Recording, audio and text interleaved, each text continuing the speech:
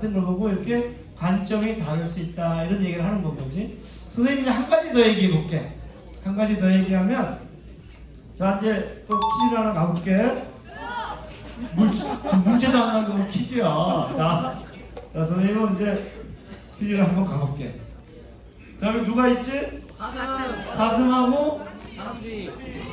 너구리. 다람쥐라고 하는 사람이 책을 안 읽은 건가요? 사슴하고 누구? 너구리야 너구리. 자 철학자인데 사슴은 누구고 너구리는 누굴까? 이 가운데로 왜 이렇게 점멸이야? 저요. 사슴은 누구고 너구리는 누굴까? 사슴은 칸트고 너구리는 벤단이야. 그럼 지금부터 선생님이 이 두 동물의 생각의 차이를 보려고 하거든. 생각의 차이를 한번 볼게. 여러분들은 거짓말하면 돼 안 돼? 안 되지. 자 그런데 이거 봐봐. 자 이제 토끼가 막 쫓아오다가 숨겨주세요 그랬어. 그랬더니 이 사슴이 저기로 가서 숨어라 그랬거든. 좀 있다가 누가 왔냐면은 호랑이가 이렇게 왔어. 호랑이가 어디 갔어 토끼가 그랬더니 이 사슴이 가르쳐줬을까 안 가르쳐줬을까? 가르쳐줬어요. 근데 이 사슴이 가르쳐주기 때문에 토끼는 죽잖아. 그러니까 가르쳐줘야 돼 말아야 돼? 선의해본 안 돼요. 거짓말을 하면 안 되죠. 자 여기에서 거짓말하면 안 되니까 당연히 가르쳐줘야 된다 이렇게 생각하는 사람이 있고 이때는 하얀 거짓말을 해도 된다 이렇게 생각하는 사람입니다. 하얀 거짓말을 해도 된다. 그래서 근데 사슴은 가르치는데 사슴은 누구라고? 칸트는 어떤 상황에서도 거짓말하면 안 된다 이렇게 이제 가르쳐준 건 거예요. 선생님 이걸 가지고 이제 영상을 하나 만들었는데 영상을 한번 볼게. 무지개 소녀는 유토피아 마을에서 크게 실망했다.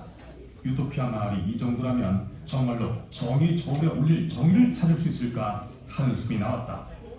내가 사슴의 중에서 이 사슴의 입장이 이렇게 본 것처럼 이 책에서 보게 되면 사슴을 이렇게 거짓말을 하면 안 된다. 어떤 상황에서도 편법을 써서는 안 된다.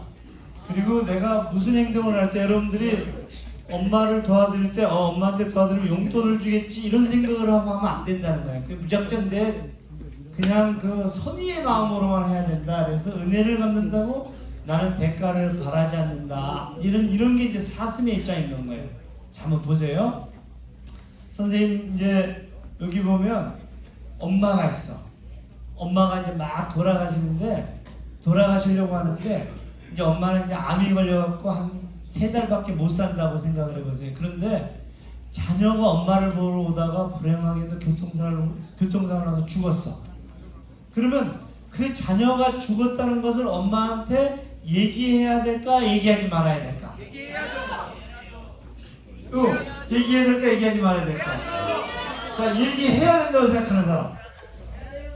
자, 만약에 엄마한테 얘기하면 엄마가 충격을 받아서 상심해서 그 자리에서 돌아가실 수 있는데도 불구하고 얘기해야 된다고 생각하는 사람. 얘기하지 않아야 된다고 생각하는 사람. 얘기하지 않아. 왜? 얘기를 하면 엄마가 이랬을 때 이 사슴은 어떻게 생각하냐면 얘기해야 된다고 생각해. 왜 얘기를 해야 된다고 생각하냐면 엄마가 그 얘기를 듣고 충격을 맞을지 안 맞을지 하는 것은 엄마가 판단하게 해야지 왜 우리가 판단해갖고 미리 엄마한테 얘기를 안 해야 되냐 이런 거고. 이게 칸트의 생각이야. 그런데 아까 또 다른 친구 누구지? 아까 너구리 벤담은 선의의 거짓말을 해야 된다고 생각합니다. 자, 이거 한번 보세요. 선생님이 너구리라면 어떻게 해야 되냐면 너구리를 얘기하지 않아야 된다 생각하는 건가요? 자, 이거 한번 여기 마지막 입새라는 소설을 알아? 마지막 입새는 폐렴에 걸려 하루하루 죽을 날만을 기다리는 존씨라는 친구가 있는데 존씨는 삶의 희망을 잃고 창밖에 잎새가 다 떨어지면 자기도 죽을 거라고 생각합니다. 그 이야기를 들은 화가 배엄에는 창밖 담장에 진짜 같은 잎새 하나를 그려놓았습니다. 이거 거짓말이지, 그지? 그지? 가짜인 건 거잖아. 배엄엔의 잎새 그림을 진짜 잎새라고 생각한 존 씨는 세찬 비바람에도 떨어지지 않는 잎새를 보고 삶의 희망을 찾습니다. 위 상황에서 사슴과 너구리는 각각 어떻게 행동할까? 사슴은 어떻게 해? 그래서 가서 그래 그 증거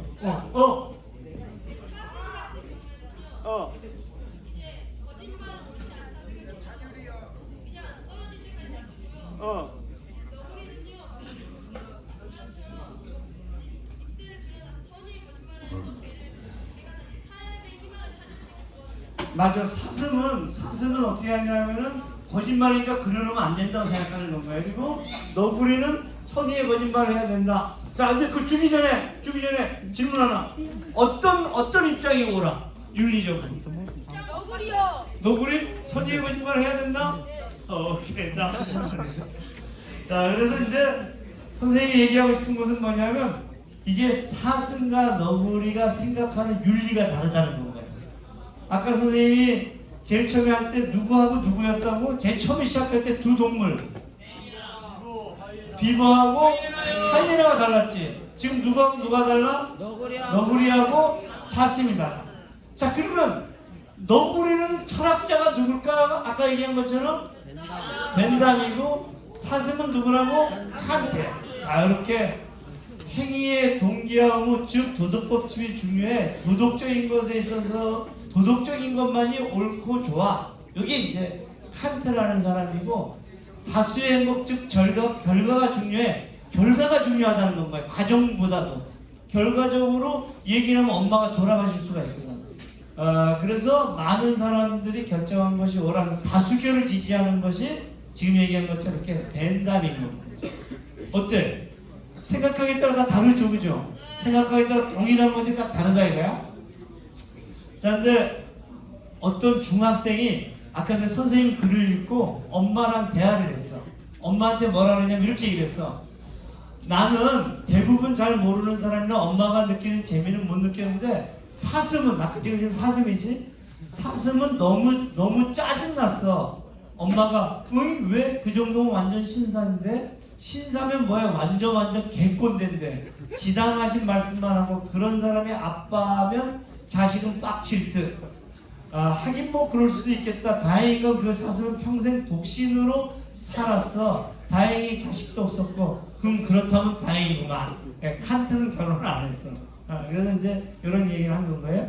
선생님이 이제 마지막 질문 하나만 하고 이제 마무리를 이제 하려고 해요. 자, 요건데 여러분 그 참치캔 따다가 손을 다친 적 있어? 없어? 옛날에는 잘 많이 다쳤는데 요새는 참치캔 이렇게 이렇게 안 나오거든. 어떻게 안 나오냐면 지금처럼 옛날에 이렇게 나왔거든. 근데 요새는 이렇게도 나오지만 이렇게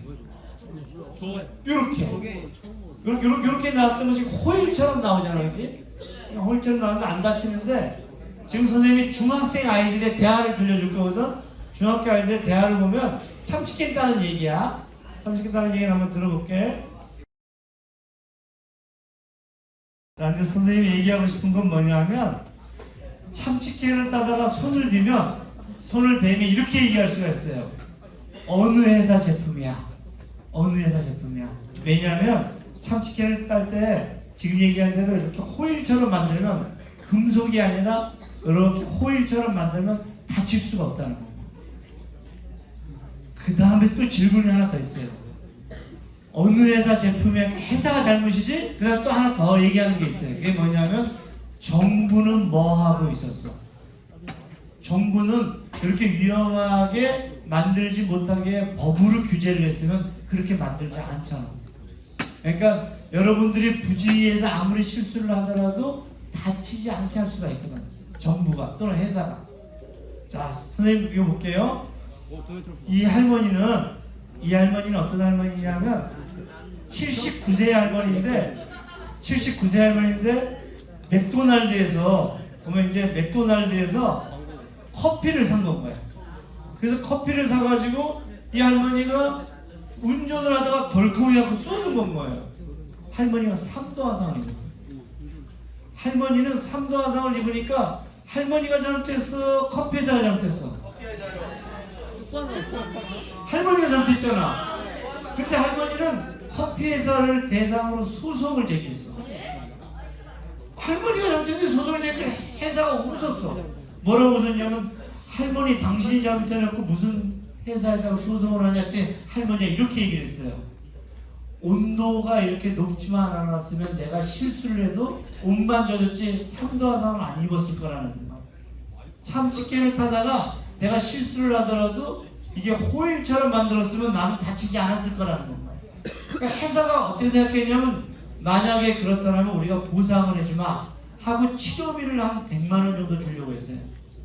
그랬더니 할머니가 100만 원 갖고는 안 된다 하고 또 계속 소송을 했어. 할머니가 결국에는 얼마의 배상 판결을 받았는지 아세요? 할머니가 1,000만 원? 1억? 못 받았어요. 75? 못 받았어요. 33억 원. 예? 33억 원 배상. 많이 받아. 왜 33억 원 배상 판결을 받았냐면 할머니가 그렇게 다치고 나서 소송을 했더니 회사가 비웃었어. 당신이 잘못해갖고 그러냐고. 그러니까 이제 치료비만 대줬더니 할머니가 그거 갖고는 안 된다 하면서 할머니가 뭐라 했냐면 자기처럼 다친 사람을 찾아냈는데 700명을 찾아냈어. 700명을 찾아냈고는 어떻게 했냐면 이렇게 시민들이 자꾸 다치는데도 불구하고 참치캔처럼 자꾸 다치는데도 불구하고 회사는 가만히 있었기 때문에 징벌적 손해배상 제도로 나서야 된다. 징벌적 손해배상 제도는 뭐냐면 미국에 있는 제도인데 자꾸 다치는데도 불구하고 회사가 개선을 안 하면 회사한테 징벌을 하는 손해배상 제도예요. 이게 서프라이즈에 나왔는데 내가 영상을 보여드릴게요. 이 할머니가 그래서 최종 배상액을 손해배상이 16만 달러, 징벌적 배상이 270만 달러 포함, 약 290만 달러로 산정한 것이다. 예, 놀랍죠, 그죠? 자, 제가 이제 선생님이 여러분들한테 이야기하고 싶은 것은 뭐냐면 정의에 대해서 얘기를 해보는 건가요? 정의에 대해서 아까 열심히 노력해가지고 돈을 버는 건 거지 이렇게 얘기를 하고 그 다음에 그것은 개인의 문제지 이렇게 얘기를 할 수가 있었는데 아까처럼 범칙금이라든가 이런 비버처럼 좀 더 어떤 상황에서도 내가 의료라든가 교육이라든가 주택이라든가 이런 것들을 공공이 보장해 준다라면 누구나 다 딛고 일어날 수 있는 출발점이 생긴다는 거예요. 출발선을 갖게 하는 거거든요. 내가 어떤 부모한테 태어나든지 간에 어떤 지역에서 태어나든지 간에 그래서 이제 이 스텔라 리벡은 어떻게 얘기했냐면 조심하지 애 좀 잘 돌보지 이러면 개인과 가족의 책임인 건 거예요. 근데 스텔라 리벡은 어느 회사 제품이야? 정부는 뭐 하고 있었어? 이렇게 물음을 달리한 건 거예요. 제가 이제 여러분들한테 얘기하고 싶은 것은 정의라는 건 뭐냐 하면 정의라는 것은 우리가 어떻게 질문을 하느냐에 따라서 달라진다는 거예요. 그리고 그 사회가 어떻게 시민들과 토론을 통해 갖고 얘기하느냐에 따라서 정의는 달라진다는 건 거예요. 그러니까 정의는 정해져 있는 것이 아니라 시민들이 어떻게 질문을 던지고 어떻게 생각하느냐에 따라서 달라진다는 건가요? 자, 선생님 이제 마지막에 보여주고 싶은 게 있어요. 이게 벼룩인데 벼룩이가 지 몸보다 몇 배 높이 뛰는지 알아요? 6배? 9배? 200배 높이 뛴대. 200배. 인간으로 치게 되면 63층 빌딩을 뛰어넘는 수준이네. 근데 재미난 것은 뭐냐면 이렇게 벼룩이가 63층을 뛰어넘을 정도로 높이 뛰는데 이 벼룩이를 잡아다가 20배 되는 병에다가 가둬놓고 뚜껑을 딱 막고 나서 3일이 지나게 되면 그게 딱 맞춘대. 이렇게 뚜껑을 열면 어떻게 될 것 같아? 바로 튀어나와요. 못 튀어나온대. 못 튀어나온대. 좀 벼룩이를 보여줄게. 실제 벼룩이를 보여줄게. 그렇게 높이 뛰는 이 벼룩이들이 못 튀어나온다는 거야.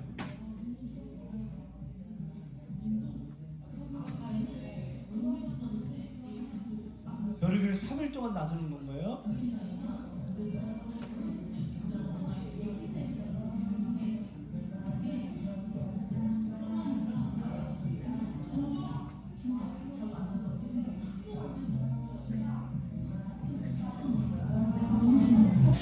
벼룩이는 병 속에서 누군가가 딱 막아놨는데 그 속에서 열더라도 자기는 뛰어버리는 것을 다 잊어버린 겁니다. 이걸 우리가 우리 이제 학문적으로 뭐라는 게 학습된 무기력이 학습이 된 거야. 너는 여기까지만 뛰어라 해갖고 더 튀어나오지 못하는 것이 학습된 무기력인데 정말 무서운 건 뭔지 아세요? 여기에서 벼룩이 자식이 태어날 거 아니에요. 그 벼룩이 자식은 자기 부모를 보면서 병 밖으로 못 튀어나온대요. 보세요.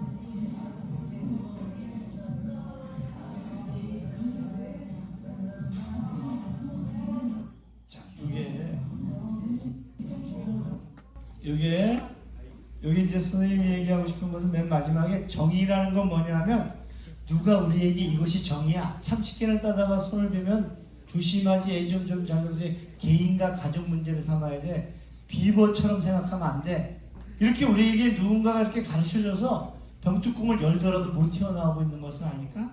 정의는 뭐냐면 끊임없이 내가 생각하는 것이 내가 생각하고 있는 정의가 정말 정의인지 아닌지. 제일 처음에 얘기했던 게 누구예요? 제일 처음에 얘기했던 것은 하이에나하고 비버 중에 어떤 것이 정의인지를 우리 한번 질문해보지 않고 우리도 모르는 사이에 하이에나처럼 생각한 거 아닌가? 우리도 모르는 사이에 비버처럼 생각한 것은 아닌가? 두 번째 우리 오늘 누구 봤어요? 너구리하고 사슴 봤는데 칸트처럼 생각하는 건 아닌가? 너구리처럼 생각하는 건 아닌가? 우리는 그런 질문들을 누군가가 우리를 병 속에 우리의 생각을 이렇게 병 속에 가다 놓고 우리는 그 속에서 생각하는 게 아닐까? 우리가 믿는 정의는 정말 정의일까? 자, 이 친구가 달을 가리키면서 달을 보라고 해요. 그래서 제가 선생님이 이 사람을 달을 가리키면서 달을 보라는 놈, 그래서 달달놈 이렇게 얘기했어. 달달놈 이름 이렇게 붙였어. 달달놈. 자, 이 사람들은 달달놈이 보라는 달만 보는 건가요? 아까 병 속에 누군가 우리를 가둬놓고 넌 여기서만 생각해. 정의는 이거야. 그거만 봤는데 이 사람 봐봐. 이 사람 어떻게 생각하면 저 사람 왜 달을 보라 그러지? 달을 보면 누구한테 유리하지? 저걸 통해서 얻고자 하는 이득은 뭐지? 이렇게 달달놈의 의도를 묻는 건 거예요. 정의라는 것은 선생님이 이 책에서 정의를 찾는 소녀에서 처음에는 이 세미도 처음에는 주어진 철학자들의 정의를 들었다고. 다 듣고 나니까 이제 질문이 생긴 건가요? 그 얘기를 하는 것이 그런 건가요? 자, 선생님 이제 나와서 내가 생각하는 정의다. 선생님 책도 읽고, 선생님 책도 읽고, 그 다음에 이제 오늘 선생님 얘기도 들었는데 내가 생각하는 정의란 뭘까? 올라옵시다.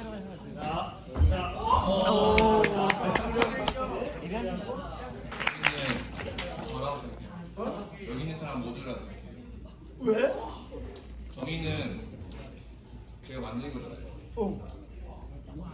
정의는 제가 만들 수도 있고 남이 만들 수도 있고 남이 만들어서 정의를 저도 줄 수도 있고 저희는 정의를 남에 줄 수도 있잖아요. 저희는 정의를 싫어하고 남도 그 정의를 싫어하는 거죠. 정의는 자기가 정한다. 오케이. 지금 뭐라고 얘기하냐면 정의는 여기 있는 모든 사람이다. 왜냐하면 우리가 만들어가는 능력은 내가 만들 수 있고 여러분들도 만들 수 있다. 그래서 정의는 우리의 모든 거다. 누가 아까 저렇게 달달놈이 준 것이 정의라기보다도 우리는 끊임없이 정의를 물어가야 되는 거다. 그래서 여러분들도 정의고 나도 정의 우리가 모여서 간다. 이렇게 얘기를 하는 거예요. 어때요 여러분들?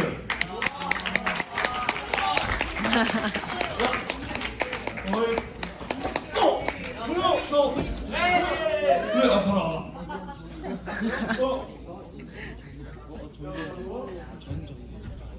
오늘 선생님이 얘기한 거하고 책 읽는 걸 바탕으로 얘기해 줘야 돼. 자, 제가 생각하기에 정의, 저스티스란 무엇일까? 자, 저는 딱 이미 답이 머릿속에 있습니다. 바로 민주주의입니다. 왜? Why? 왜냐? 자, 여러분들 아까 말했듯이 저 앞에 그 방기준 씨가 저희 모두가 정의라고 하셨잖아요. 일단 정의를 찾으려면 일단 민족 공동체의 모두의 의견을 수렴하고 그리고 서로 비판하면서 이러면서 발전이 필요해야지 이제 정의를 찾을 수 있는 건데 민주주의만이 서로의 의견을 수립하고 수렴하고 그로써 수립도 할 수 있기 때문에 민주주의만이 정의를 찾을 수 있는 유일한 정치적 그겁니다. 자, 우리 이제 전 학생회장인데 이제 2학년 학생회장 모양이구나. 3학년이 아니고. 3학년이에요. 아니 3학년이니까 지금 민주주의는 민이 거기 있는 구성원들이 함께 주인이 되는 게 민주주의니까 거기 있는 사람들이 얘기하는 것이 정의다. 앞에 얘기한 거랑 거의 비슷한 얘기인 거예요. 우리 상품권하고 드리면 좋아. 자, 또 누구? 여기 됐고 여기 됐으니까 이제 여기 한번 갑시다. 내가 생각하는 정의. 그 친구. 예? 나왔어요.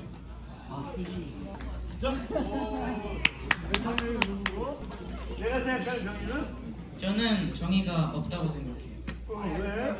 왜냐하면 모두 다른 정의를 가지고 있으면 정의를 정의할 수가 없잖아요. 그래서 저는 정의가 없다고 생각해요. 그럼 정의를 어떻게? 정의 없는 세상을 살수 그래서 정의가 아니라 정의를 정의할 수 없다고. 그럼 어떻게 해야 돼? 네? 그럼 어떻게 해야 돼? 정의를 정의할 수 없으니까. 정의를 정의할 수 없으면 법에 따라서 그리고 토론하면서 정의를 좀 더 개선해야 돼요. 완벽한 정의는 없으니까 보다 더 좋은 정의를. 우리 좀 일하는 친구는 정의는 없다는 건 거야. 왜냐하면 사람마다 다 다르게 생각하니까. 그래서 정의는 서로 토론하면서 법이라든가 이런 것처럼 자꾸 정의에 가야 된다는 건 거지. 그러니까 고정된 정의가 있는 것이 아니라 모여가지고 토론하면서 자꾸 정의들을 만들어가니까 정의는 한 곳에 머물러 있지 않고 계속 변화한다. 이제 이런 거는 거예요. 아무튼 우리 이나영 친구한테 얘기 박수 한번 쳐줍시다. 세 사람의 얘기가 다 비슷해. 정의라는 것은 그렇게 딱 고정된 저렇게 달달놈이 만들어낸 정의가 있는 것이 아니라 끊임없이 이렇게 달라진다. 이제 이런 건가요. 자, 선생님이 이제 선생님이 중학교 교과서에 인정교과서에 선생님이 쓴 글이 있거든. 우이후 글이거든. 이거 한번 좀 읽어보고 선생님 좀 마무리해볼게. 자, 여기 본 것처럼 사회정의는 하나의 공동체가 합의하여 추구하는 가치이자 원리로 사회를 구성하고 유지하는 올바른 도리입니다. 사회 구성원들은 각자에게 마땅히 받아야 할 합당한 몫이 들어갈 때 사회정의는 실현이 된다. 밑에 보세요. 사회는 구성원들이 모두 받아들일 수 있는 마땅히 받아야 할 합당한 몫에 대한 공정한 원칙을 수립해야 된다. 그 원칙은 여러분들이 모여서 수립하는 건 거지. 자, 그리고 이제 마지막 걸 보면 사회정의는 처음부터 만들어져 있는 것이 아니다. 사회 구성원들이 토론을 통해 절차와 제도를 만들고 이를 준수할 때 실현된다. 선생님이 쓴 글에 보게 되면 그래 정의를 찾는 소녀는 끊임없이 동료들과 함께 합당한 원칙을 만들어가는 과정이었다. 이제는 그런 거예요. 자, 이거는 초등학교 3학년이 쓴 아까 그 정의를 찾는 소녀를 읽고 쓴 글이에요. 이 책은 마을이 위기에 빠지자 정의를 찾아 떠나는 다람쥐 소녀 세미의 이야기다. 나는 쇼핑몰 빌리지가 가장 인상. 쇼핑몰 빌리지는 아까 하이에크지. 하이에나. 그곳에서 프리패스를 가진 사람들만 줄을 안 서고 탈 수 있었다. 돈이 있는 사람만 편하게 살 수 있다는 것은 평등한 것 같지 않다. 세미는 결국 정의를 찾을 수 없었다. 정의는 겉으로 보면 모든 것이 완벽하고 좋아 보이는데 깊숙이 안으로 들어가 보면 단점들이 보인다. 정의는 많지만 내가 찾는 정의가 제일 중요한 것 같다. 초등학교 3학년 글 박수 한번 보내줍시다.